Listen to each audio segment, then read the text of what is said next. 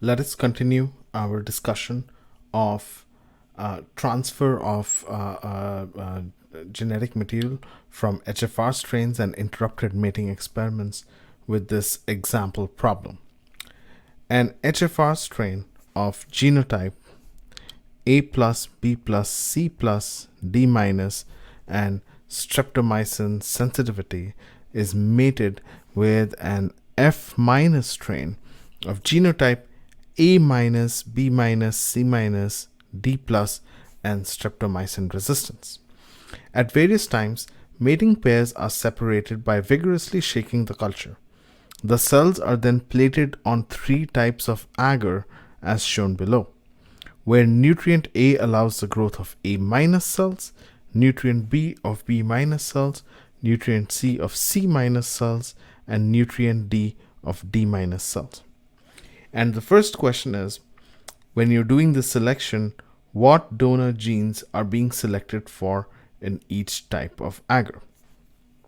Now, these are clearly auxotrophic mutants, and when in agar type A, if you have provided nutrient A, that means both A plus and A minus cells will grow, and therefore you're not performing any selection.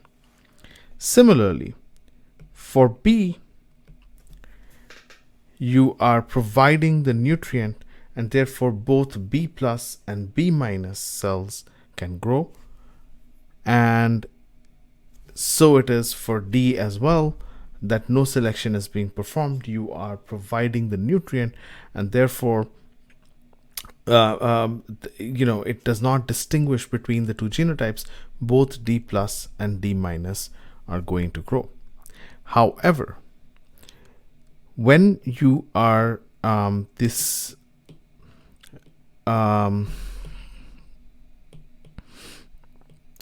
agar does not have nutrient C, and therefore only C plus will grow. And so we are selecting for C plus in agar type 1. Then in agar type 2, only A plus will grow. Since we lack the A nutrient, A minus cells are going to die out because A minus cells cannot synthesize this nutrient A from minimal media. And in agar type 3, only B plus will grow, and therefore it is B plus that is being selected. Now we can take this along for the next part of the question. And the next part of the question is that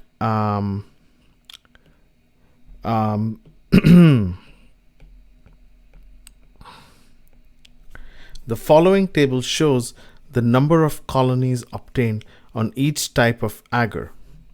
So agar type plated after interrupting the mating at the given times. What is the order of the genes on the bacterial chromosome? And so these are the three types of agar: agar type 1, agar type 2, and agar type 3. And we see that you have growth of colonies on agar type 1 at the earliest time points. And that means whatever gene is being selected on must be getting transferred. Whatever gene is being selected on in agar plate 1 is getting transferred the earliest from the HFR strain to the recipient F minus strain. And in agar type 1, we are selecting for C plus. So the first one to get transferred is C plus. And we first detect colonies around 7.5 minutes. Then the next agar type, the next agar plate to show growth is agar type 3, where we start detecting colonies at 12.5 minutes. And in agar type 3, we are selecting for B plus, and that means these colonies are B plus, or the B plus gene has been transferred from the HFR strain to the F minus strain starting at around 12.5 minutes. And the last one to start getting transferred at 17.5 minutes is in agar plate 2, where we are selecting for A plus. And that means A plus must be the last gene to get transferred, and the order of the genes on this particular bacterial chromosome is C, B, and then A. Next, let us discuss how, when you mate an HFR strain with an F minus strain, recombinant cells are produced. So we have an HFR strain that's A plus, B plus, C plus, and an F minus strain that's A minus, B minus, and C minus, and we are mating them. And so I'm going to draw the chromosome of the F minus cell. So this is the F minus cell, and it will have A minus, B minus, C minus. Now, the HFR strain will have its own chromosome like this, and this chromosome is going to include the fertility factor, which I'm drawing here in purple.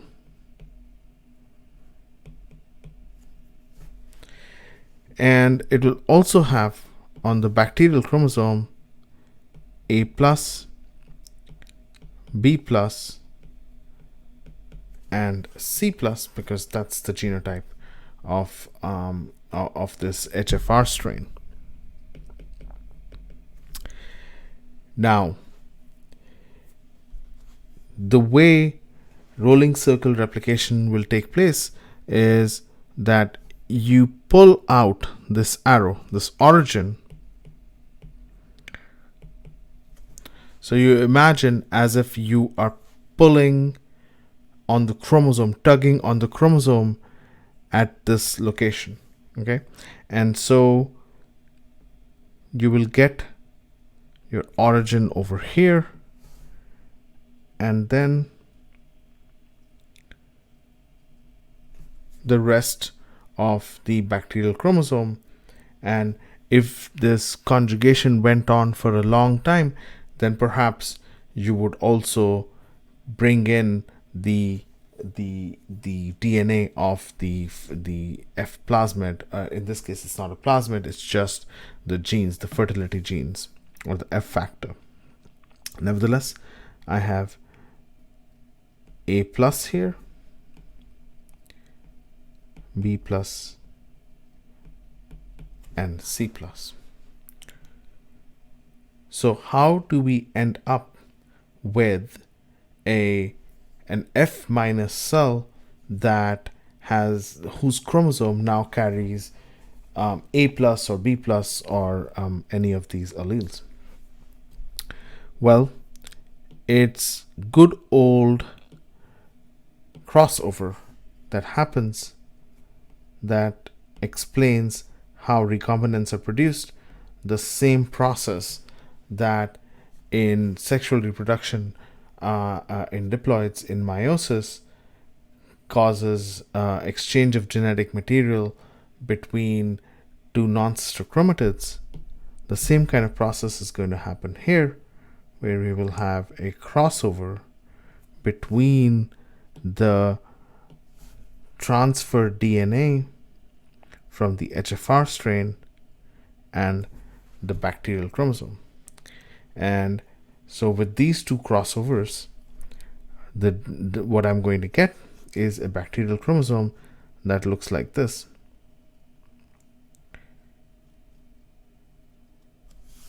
It will be mostly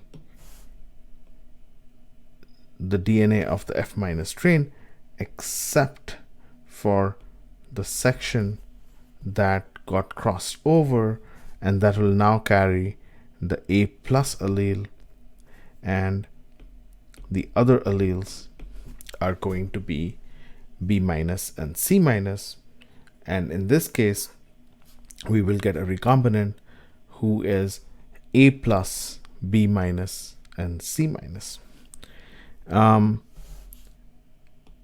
You can imagine crossover in different locations.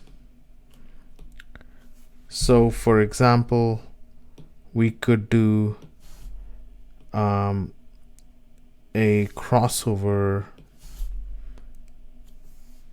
after C+,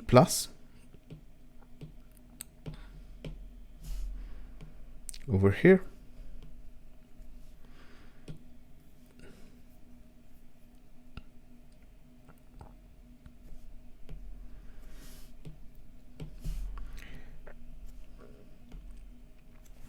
And when this double crossover happens, what's going to happen is that the B+ and C+ alleles are also going to be part of the recombinant.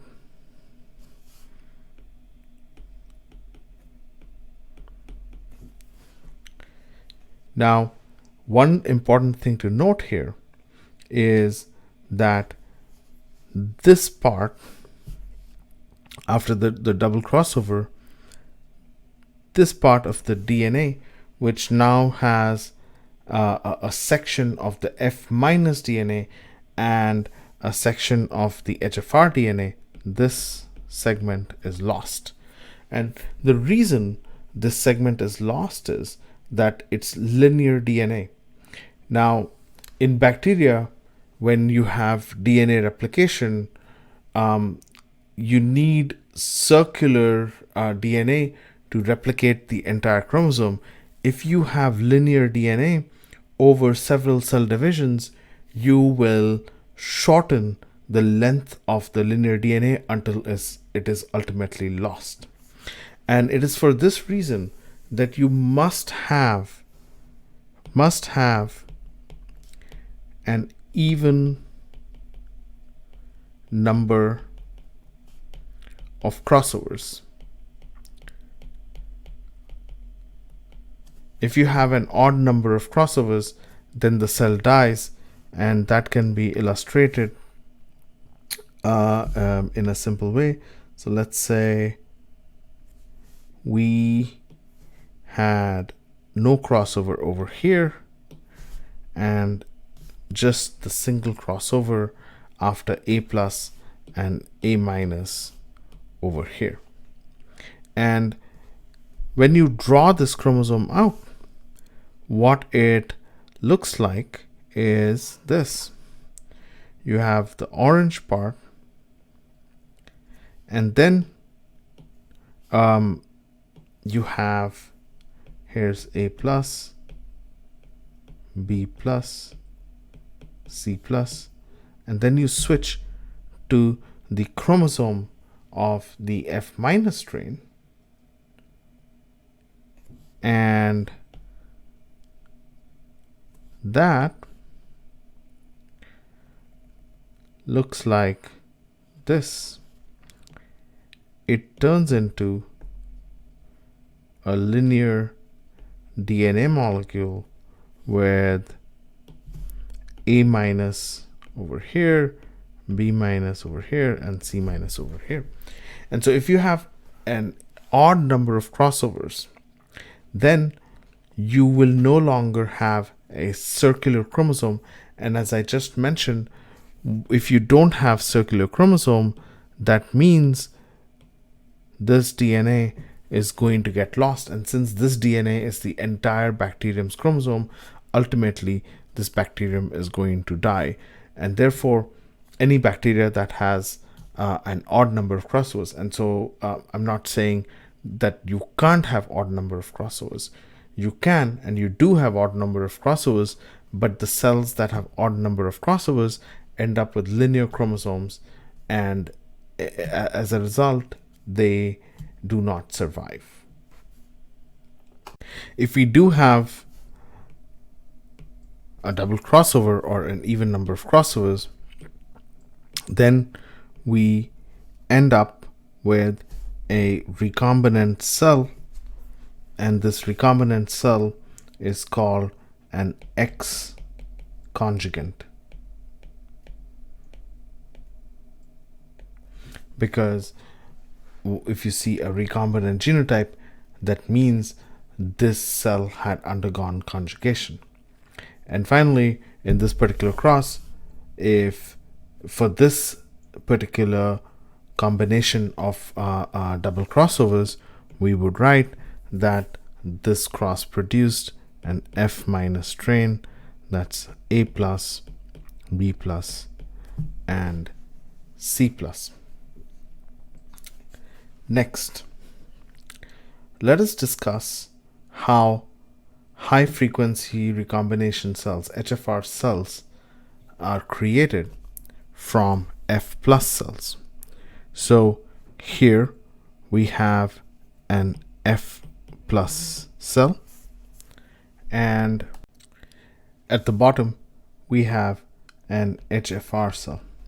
And how do you go from the top to the bottom? Now, as it turns out, the plasmid and the chromosome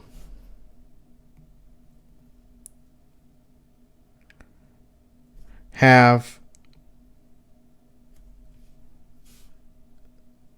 a DNA sequence that is very similar or homologous. And these sequences are called integration sites.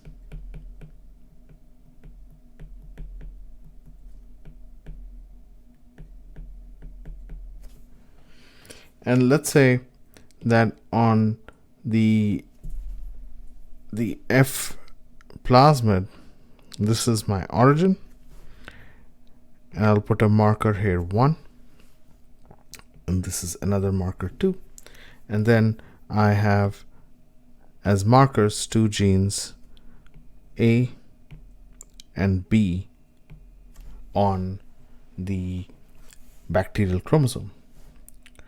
So what's going to happen is a process very similar to what we have discussed with respect to recombination. We are going to have a crossover event. And if you recall, a crossover occurs when there is a double strand break between in a DNA molecule. And so we're going to do a double strand break here, which will get repaired and lead to a crossover. But when that crossover happens, what we're going to get is a situation like this. Since these molecules are circular, what will eventually happen is that we will just get a much bigger circle that includes both the bacterial chromosome in blue and the F plasmid in red. And we can visualize this as soon as I have made some space.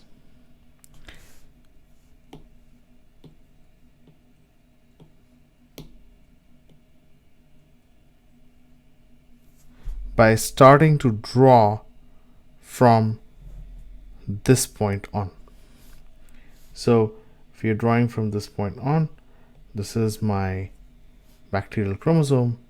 There was gene A, then eventually I'll get to gene B, and then after a little bit more DNA, I will get to gene 2, the F plasmid, and gene 2, and then I will encounter the origin and marker 1, and eventually I'll connect back to the bacterial chromosome and gene A. And therefore, a crossover